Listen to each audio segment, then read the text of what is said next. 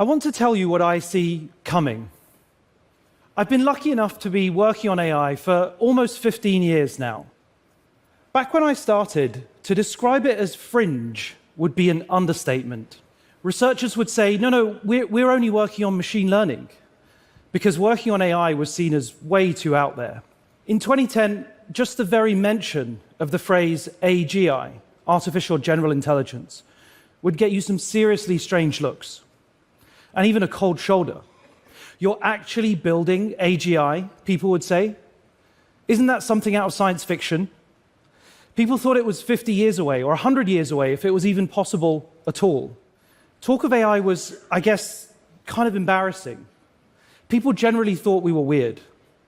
And I guess in some ways we kind of were. It wasn't long, though, before AI started beating humans at a whole range of tasks that people previously thought were way out of reach.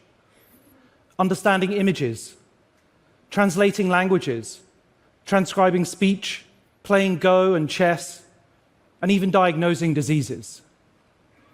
People started waking up to the fact that AI was going to have an enormous impact. And they were rightly asking technologists like me some pretty tough questions. Is it true that AI is going to solve the climate crisis? Will it make personalized education available to everyone? Does it mean we'll all get universal basic income and we won't have to work anymore? Should I be afraid? What does it mean for weapons and war? And of course, will China win? Are we in a race? Are we headed for a mass misinformation apocalypse? All good questions. But it was actually a simpler and much more kind of fundamental question that left me puzzled. One that actually gets to the very heart of my work every day. One morning over breakfast, my 6-year-old nephew Caspian was playing with Pi, the AI I created at my last company, Inflection. With a mouthful of scrambled eggs, he looked at me plain in the face and said, "But Mustăfa, what is an AI anyway?" He's such a sincere and curious and optimistic little guy. He'd been talking to Pi about how cool it would be if one day in the future he could visit dinosaurs at the zoo, and how he could make infinite amounts of chocolate at home, and why Pi couldn't yet play I Spy. Well, I said, it's a clever piece of software that's read most of the text on the open internet, and it can talk to you about anything you want. Right, so like a person then? I was stumped, genuinely left scratching my head. All my boring stock answers came rushing through my mind. No, but AI is just another general purpose technology like printing or Steam. It'll be a tool that will augment us and make us smarter and more productive. And when it gets better over time, it'll be like an all-knowing oracle that will help us solve grand scientific challenges. You know, all of these responses started to feel, I guess, a little bit defensive, and actually better suited to a policy seminar than breakfast with a no-nonsense 6-year-old. Why am I hesitating? I thought to myself. You know, let's be honest. My nephew was asking me a simple question that those of us in AI just don't confront often enough. What is it that we are actually creating? What does it mean to make something totally new, fundamentally different to any invention that we have known before? It is clear that we are at an inflection point in the history of humanity. On our current trajectory, we're headed towards the emergence of something that we are all struggling to describe. And yet, we cannot control what we don't understand. And so the metaphors, the mental models, the names, these all matter if we're to get the most out of AI whilst limiting its potential downsides. As someone who embraces the possibilities of this technology, but who's also always cared deeply about its ethics, we should, I think, be able to easily describe what it is we are building, and that includes to 6-year-olds. So it's in that spirit that I offer up today the following metaphor for helping us to try to grapple with what this moment really is. I think AI should best be understood as something like a new digital species. Now, don't take this too literally, But I predict that we'll come to see them as digital companions, new partners in the journeys of all our lives. Whether you think we're on a 10, 20, or 30-year path here, this is, in my view, the most accurate and most fundamentally honest way of describing what's actually coming. And above all, it enables everybody to prepare for and shape what comes next. Now, I totally get this is a strong claim, and I'm going to explain to everyone as best I can why I'm making it. But first, let me just try to set the context. From the very first microscopic organisms, life on Earth stretches back billions of years. Over that time, life evolved and diversified. Then a few million years ago, something began to shift. After countless cycles of growth and adaptation, one of life's branches began using tools. And that branch grew into us. We went on to produce a mesmerizing variety of tools. At first slowly, and then with astonishing speed, we went from stone axes and fire to language, writing, and eventually industrial technologies. One invention unleashed 1,000 more, and in time, we became Homo technologicus. Around 80 years ago, another new branch of technology began. With the invention of computers, we quickly jumped from the first mainframes and transistors to today's smartphones and virtual reality headsets. Information, knowledge, communication, computation. In this revolution, creation has exploded like never before. And now a new wave is upon us: artificial intelligence. These waves of history are clearly speeding up as each one is amplified and accelerated by the last. And if you look back, it's clear that we are in the fastest and most consequential wave ever. The journeys of humanity and technology are now deeply intertwined. In just 18 months, over 1 billion people have used large language models. We've witnessed one landmark event after another. Just a few years ago, people said that AI would never be creative. And yet AI now feels like an endless river of creativity, making poetry and images and music and video that stretch the imagination. People said it would never be empathetic. And yet today, millions of people enjoy meaningful conversations with AIs, talking about their hopes and dreams and helping them work through difficult emotional challenges. AIs can now drive cars, manage energy grids, and even invent new molecules. Just a few years ago, each of these was impossible. And all of this is turbocharged by spiraling exponentials of data and computation. Last year, Inflection 2.5, our last model, used 5 billion times more computation than the DeepMind AI that beat the old-school Atari games just over 10 years ago. That's 9 orders of magnitude more computation, 10x per year, every year, for almost a decade. Over the same time, the size of these models has grown from first tens of millions of parameters to then billions of parameters, and very soon, tens of trillions of parameters. If someone did nothing but read 24 hours a day for their entire life, they'd consume 8 billion words. And of course, that's a lot of words. But today, the most advanced AIs consume more than 8 trillion words in a single month of training. And all of this is set to continue. The long arc of technological history is now in an extraordinary new phase. So what does this mean in practice? Well, just as the internet gave us the browser and the smartphone gave us apps, the cloud-based supercomputer is ushering in a new era of ubiquitous AIs. Everything will soon be represented by a conversational interface, or to put it another way, a personal AI. And these AIs will be infinitely knowledgeable, and soon they'll be factually accurate and reliable. They'll have near perfect IQ. They'll also have exceptional EQ. They'll be kind, supportive, empathetic. These elements on their own would be transformational. Just imagine if everybody had a personalized tutor in their pocket and access to low-cost medical advice. a lawyer and a doctor, a business strategist and coach, all in your pocket 24 hours a day. But things really start to change when they develop what I call AQ, their actions quotient. This is their ability to actually get stuff done in the digital and physical world. And before long, it won't just be people that have AIs. Strange as it may sound, every organization, from small business to non-profit to national government, each will have their own. Every town, building, and object will be represented by a unique interactive persona. And these won't just be mechanistic assistants. They'll be companions, confidants, colleagues, friends and partners as varied and unique as we all are. At this point, AIs will convincingly imitate humans at most tasks. And we'll feel this at the most intimate of scales.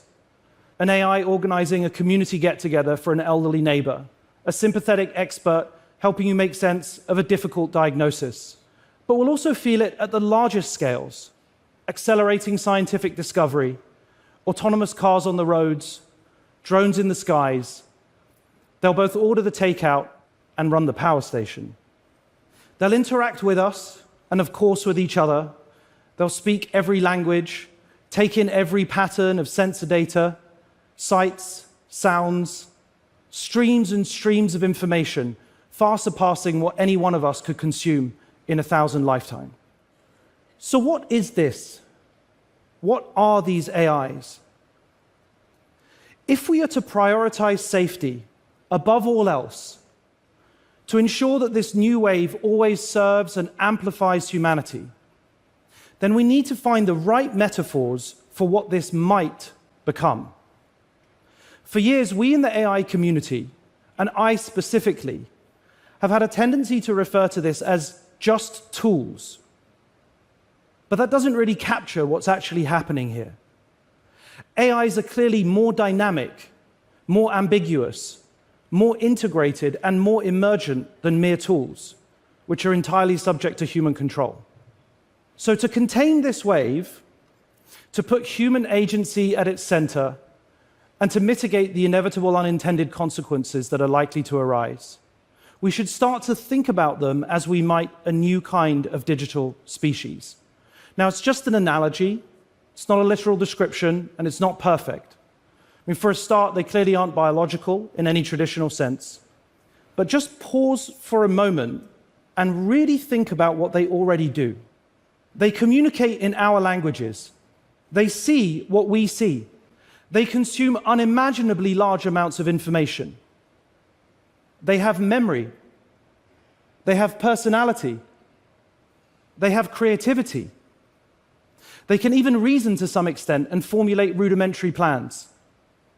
They can act autonomously if we allow them. And they do all this at levels of sophistication that is far beyond anything that we've ever known from a mere tool. And so saying AI is mainly about the math or the code is like saying we humans are mainly about carbon and water. It's true, but it completely misses the point. And yes, I get it. This is a super arresting thought. But I honestly think this frame helps sharpen our focus on the critical issues. What are the risks? What are the boundaries that we need to impose? What kind of AI do we want to build or allow to be built? This is a story that's still unfolding. Nothing should be accepted as a given. We all must choose what we create, what AIs we bring into the world, or not. These are the questions for all of us here today, and all of us alive at this moment. For me, the benefits of this technology are stunningly obvious, and they inspire my life's work every single day. But quite frankly, they'll speak for themselves. Over the years, I've never shied away from highlighting risks and talking about downsides. Thinking in this way helps us focus on the huge challenges that lie ahead for all of us. But let's be clear, there is no path to progress where we leave technology behind. The prize for all of civilization is immense. We need solutions in healthcare and education to our climate crisis, and if AI delivers just a fraction of its potential, the next decade is going to be the most productive in human history. Here's another way to think about it. In the past, unlocking economic growth often came with huge downsides. The economy expanded as people discovered new continents and opened up new frontiers. But they colonized populations at the same time. We built factories, but they were grim and dangerous places to work. We struck oil, but we polluted the planet. Now, because we are still designing and building AI, we have the potential and opportunity to do it better, radically better. And today, we're not discovering a new continent and plundering its resources. We're building one from scratch. Sometimes people say that data or chips are the 21st century's new oil. But that's totally the wrong image. AI is to the mind what nuclear fusion is to energy. Limitless, abundant, world-changing. And AI really is different. And that means we have to think about it creatively and honestly. We have to push our analogies and our metaphors to the very limits to be able to grapple with what's coming. Because this is not just another invention. AI is itself an infinite inventor. And yes, this is exciting and promising and concerning and intriguing all at once. To be quite honest, it's pretty surreal. But step back, see it on the long view of glacial time, and these really are the very most appropriate metaphors that we have today. Since the beginning of life on Earth, we've been evolving, changing, and then creating everything around us in our human world today. And AI isn't something outside of this story. In fact, it's the very opposite. It's the whole of everything that we have created distilled down into something that we can all interact with and benefit from. It's a reflection of humanity across time. And in this sense, it isn't a new species at all. This is where the metaphors end. Here's what I'll tell Caspian next time he asks. AI isn't separate. AI isn't even, in some senses, new. AI is us. It's all of us. And this is perhaps the most promising and vital thing of all that even a 6-year-old can get a sense for. As we build out AI, we can and must reflect all that is good, all that we love, all that is special about humanity, our empathy, our kindness, our curiosity, and our creativity. This, I would argue, is the greatest challenge of the 21st century, but also the most wonderful, inspiring, and hopeful opportunity for all of us. Thank you.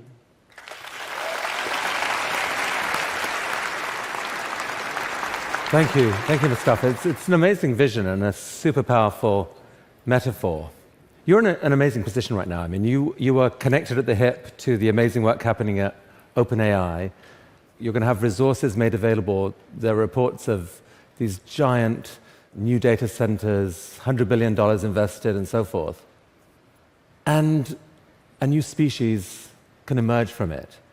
I mean, you've done, in your book, you did, as well as painting an incredible optimistic vision, you were super eloquent on the dangers of AI. And I'm just curious where, from the view that you have now, what is it that most keeps you up at night? I think the great risk is that we get stuck in what I call the pessimism aversion trap. You know, we have to have the courage to confront the potential of dark scenarios in order to get the most out of all the benefits that we see, right? So the good news is that if you look at the last 2 or 3 years, there have been very, very few downsides, right? It's very hard to say explicitly what harm an LLM has caused.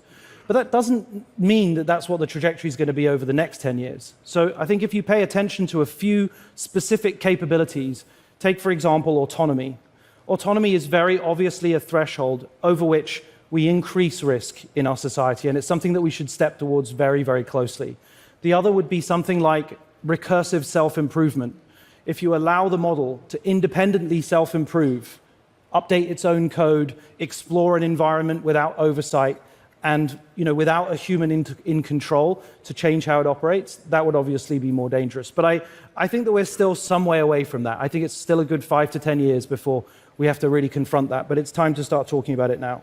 A digital species, unlike any biological species, can replicate not in 9 months, but in 9 nanoseconds and produce an indefinite number of copies of itself, all of which have more power than we have in many ways. I mean, the possibility for unintended consequences seems pretty immense. And isn't it true that if a problem happens, it could happen in an hour? No.